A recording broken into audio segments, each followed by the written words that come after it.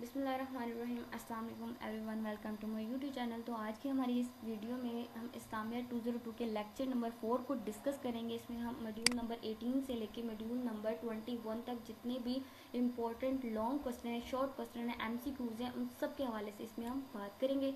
सबसे पहले हमारे इस लेक्चर का जो टॉपिक है वो है कुरान मजीद की मौज़ूना शान, यानी कि ये अल्लाह ताला की इजाद करदा किताब है और जो इसके पढ़ने वाले पर ये बात वाजिया कर देती है कि ये कोई इंसानी काविश नहीं है और ना ही इसके अंदर किसी मखलूक का कोई अमल शामिल है। यानी कि अल्लाह ताला ने भी इसको इंसानों को ये चैलेंज किया कि अगर तुम ये समझते हो कि ये कुरान अल्लाह की तरफ से नाजिल नहीं हुआ बल्कि इंसानी कलाम है, तो ये मेरे बंदे और रसूल मोहम्मद सल्लल्लाहु अलैहि वसल्लम ने अपनी तरफ से बनाया है, तो फिर तुम भी तो इंसान हो, तो तुम अपनी तरफ से यानी कि कोई एक ऐसी यानी कि आयत ही बना के दिखा दो। यानी कि एमसीक्यूज के हवाले से आपने याद रखना है कि अल्लाह ताला ने पहले 10 आयत का कहा कि तुम कोई भी ऐसी 10 आयत बना के ले आओ। फिर अल्लाह ताला ने उनके सानी के कहा कि अगर अच्छा तुम 10 नहीं ला सकते तो एक ही ले आओ। लेकिन आज तक ना तो ये चैलेंज हुआ है और ना ही ये चैलेंज पूरा हो सकता है, क्योंकि ये अल्लाह ताला की इजाद करदा किताब है। तो फिर नेक्स्ट हमारे पास है कुरान की बेमिसाल वसाहत, यानी कि अल्लाह पाक ने शक की हर तरह की नफ़ी कर दी थी। तो फिर जो मतलब के सरदार थे मक्का के, यानी कि वलीद बिन मुगीरा, उन्होंने भी अपने सरदार से बात की कि अभी मैंने मोहम्मद से एक ऐसा कलाम सुना है जो कि ना तो किसी इंसान का कलाम है और ना ही किसी जिन का कलाम है, बल्कि उसमें तो ऐसी शहद जैसी मिठास है कि और समुद्रों जैसी रवानी है कि इसकी बुलंदी समर आवर है और इसकी जो गहराई है वो चश्मों का मंबा है। और ये कलाम गोया तमाम दीगर कलामों पर फाइक और गालिब, और इस कलाम को कोई मकलूब नहीं कर सकता, यानी कि इवन वो भी मान गए। ठीक है। उसके बाद है कि लेक्चर नंबर 4 का मॉड्यूल नंबर हमारे पास 19 है, कायनात के राज बयान करना। इसमें हमारे पास सबसे पहला राज क्या है?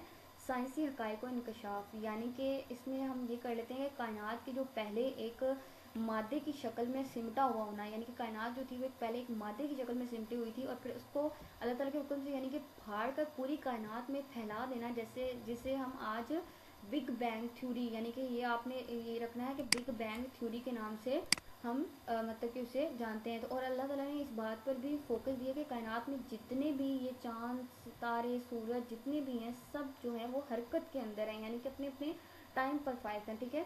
उसके बाद है तस्रीफ पजीर कायनात, यानी कि तस्रीफ पजीर कायनात यानी क्या चीज़ है कि यानी कि एक्सपेंडिंग यूनिवर्स। ठीक है। तो ये कायनात एक जगह पर जामिद नहीं होगी बल्कि कायनात जो है वो तस्रीफ पा रही है और इसका भी जिक्र कुरान मजीद में वाज़ेह तौर पर किया गया है। उसके बाद है तख्लीक इंसान का हयातियाती और केमियाई इर्तिका, यानी कि biological and chemical evolutions of humans. ठीक है। यानी कि इसमें आप ये कर लें। उसके बाद आ जाता है हमारे पास ग़ज़वे बदर से मुतल्लिक़ पेशगोई आ जाती है, यानी कि सुलह हुदैबिया जो थे सुलह हुदैबिया के बाद जो फ़तह मक्का की पेशगोई यानी कि 6 हिजरी को हुई थी।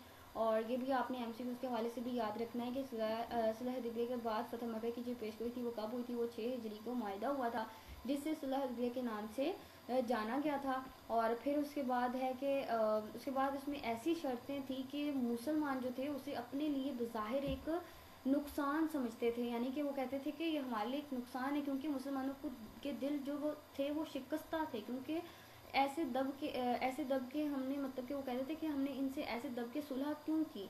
ठीक है। इसमें आपने ये कर लेना है। उसके बाद आ जाता है हमारे पास फ़िरौन जो कि खुदाई का दावेदार था। ठीक है। मतलब इसमें से भी इस टॉपिक में से भी एमसीक्यूज आ सकता है कि हज़रत मूसा जो के ज़माने के जो फ़िरौन था, जिसने अल्लाह ताला के मतलब के नबी का मुकाबला किया, जिसने अल्लाह ने अजाब भेजकर उसे समुंदर के अंदर क्या किया? गर्क कर दिया था। कि यानी कि मतलब उसे वहीं अल्लाह ताला ने खबर दी कि ए फ़िरौन, सो आज हमने तेरे जिस्म को क्या किया है? बचा लिया है, ताकि तू अपने बाद वालों के लिए इबरत का निशाना हो सके। यानी कि आज भी इसका मुजस्मा जो है वहाँ पे मौजूद है। ठीक है। उसके बाद आ जाता है लेक्चर नंबर 4 का मॉड्यूल नंबर 20, यानी कि इल्म तफसीर का तारुफ। तो इसमें हम ये पढ़ लेते हैं कि इल्म तफसीर यानी कि हमारे पास आ जाता है कुरान मजीद को समझने के लिए हमें उसकी जो है वो तफसीर की ज़रूरत पड़ती है, यानी कि उसको समझने के लिए हमें पहले उसकी तफसीर करने की ज़रूरत पड़ती है। सवाल ये है कि तफसीर कहते किसे हैं? ठीक है। तफसीर के जो लग़वी मायने होते हैं वो होते हैं मतलब कि इसे किसी चीज़ को बज़ाहिर यानी कि ज़ाहिर करना या खोलना। ठीक है।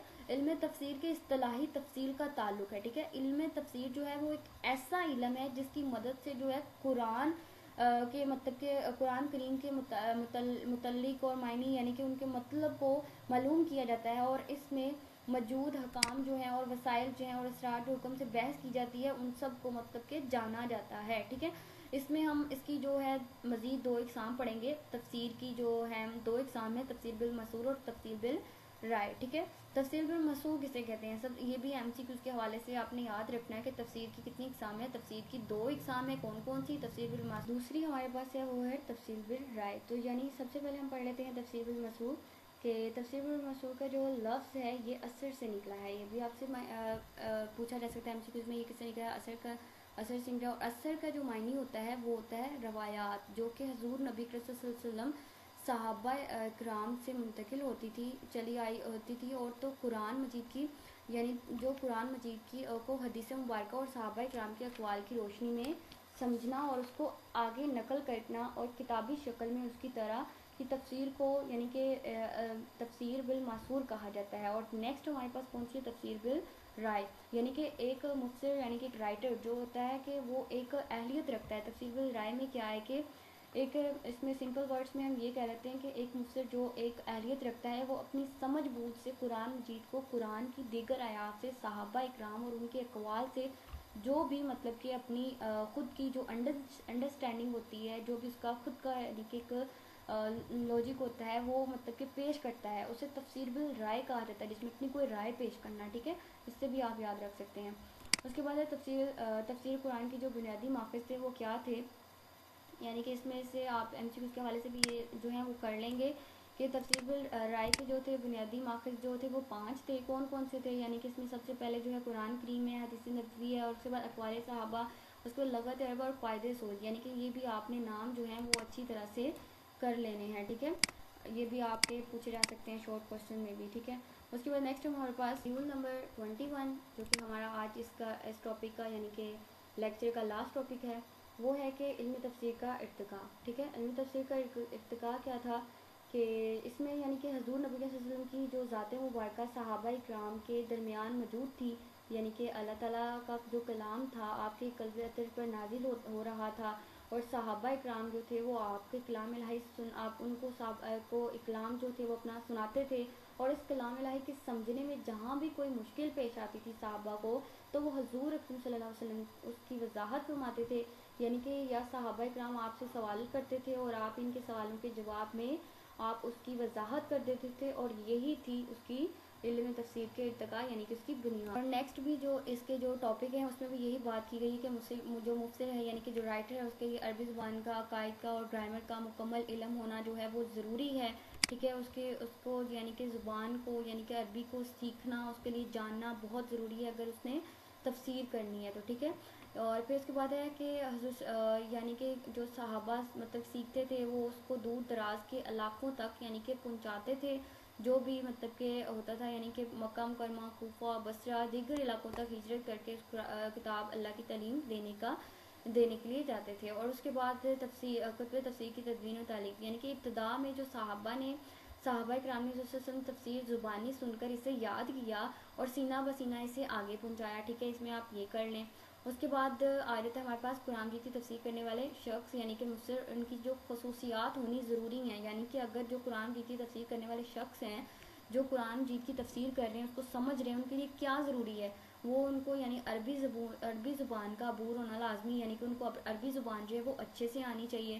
اس کے بعد مفسر کو چاہیے کہ وہ مطلب کہ ایک علم بلاغت یعنی کہ مکمل اس کے پاس علم ہو قرآن کی آیات کے بارے میں۔ اور پھر تیسرا جو ہے اس کے پاس مفسر قرآن کے لیے علم حدیث اور علم سیرت النبوی میں مہارت کا حاصل ہونا بھی نہایت ہی ضروری ہے، یعنی کہ اسے صورتوں اور آیات کے اسباب اور موقعوں اور نزول کی خبر ہوگی تو ہی وہ اس کی تفسیر جو ہے اچھے سے کر پائے گا، ٹھیک ہے۔ نیکسٹ ہمارے پاس 4 جو ہے وہ ہے قرآن مجید کی تفسیر کرنے والے کو علم حصول ہو کے وہ خصوصاً علم ہونا چاہیے کہ تاکہ وہ قرآن مجید کے عموم یعنی کہ خصوص سے واقف ہو سکے، ٹھیک ہے۔ 5واں یہ کہ سیرت طیبہ کے واقعات اور اچھے سے اسے پتہ ہونا چاہیے، ٹھیک ہے۔ یہی تھی ہماری آج کی ویڈیو، تو امید کرتی ہوں آپ کو سمجھ بھی آئی ہوگی۔ تو نیکسٹ ویڈیو کے لیے مطلب کہ چینل کو سبسکرائب اور ویڈیو کو لائک ضرور کریں۔